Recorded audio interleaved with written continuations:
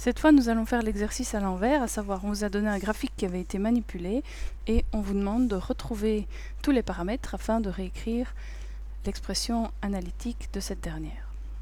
Alors, la première chose, c'est d'identifier à quelle fonction on a affaire. On sait que fonction sinus et cosinus finalement se ressemblent très fort. Donc si on part avec un mouvement circulaire uniforme ou le mouvement harmonique, on va considérer que c'est une fonction sinus par défaut. Pour ça, il faudrait trouver le point qui aurait dû se trouver en 0, 0. C'est-à-dire le point qui se trouve à mi-hauteur de la fonction, pour lequel la fonction à droite est croissante, donc elle commence par monter en tout cas, et si on se dirige vers la gauche, elle descend. Le premier point proche de ce point 0, 0, donc proche de l'axe des Y, correspondant serait celui-ci. Alors, on constate que ce point a subi deux déplacements. Tout d'abord, un déplacement de 1 unité vers le haut, et puis un déplacement de pi demi vers la gauche. L'autre chose dont nous allons avoir besoin, c'est de l'amplitude. Alors l'amplitude, pour rappel, c'est la moitié de la différence entre la valeur maximum, donc ici qui est en 3, et la valeur minimum qui est en moins 1, donc la différence entre les deux, c'est 4. Si je divise cette distance par 2, je trouve une amplitude égale à 2.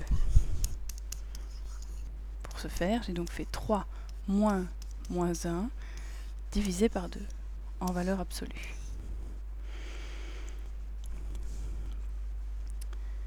Si je réécris ce que j'ai trouvé en jaune, donc j'ai trouvé un déplacement de 1 unité vers le haut, donc on va avoir une translation verticale de 1 unité, et on a l'impression d'avoir une translation horizontale de pi demi vers la gauche. Seulement on sait qu'il faut respecter la priorité des opérations, et donc pour ça il faut d'abord voir si la fonction qui est là a exactement la même allure que la fonction sinus, ou si elle a également été étirée ou compressée horizontalement.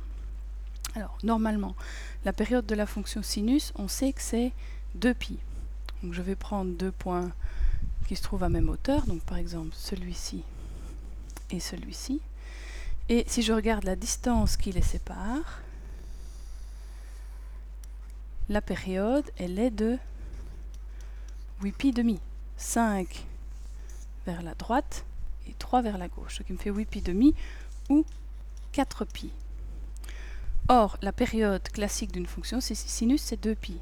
Ici, j'ai exactement le double, c'est donc que ma fonction a subi un étirement horizontal de facteur 2. Donc, si je mets tout ça ensemble, pour le moment, je peux dire que ma fonction f de x, c'est 2 fois, puisque là j'avais une amplitude de 2, le sinus. J'ouvre une grande parenthèse, je vais voir ce que je vais mettre dedans un petit peu plus tard. Plus 1 derrière pour la translation verticale. Alors, un étirement de facteur 2 horizontal, ça s'exprime sur x par une division par 2. Donc j'ai du x demi.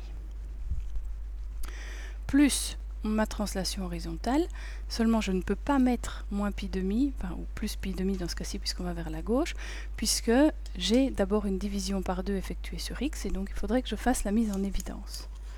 J'ai 2 fois le sinus de 1 demi fois x, et ma translation horizontale, on a dit pi demi vers la gauche, donc ça se traduit par un plus pi demi, plus 1. Puis maintenant je fais le chemin à l'envers. Si je redistribue, j'ai bien x demi plus pi sur 4.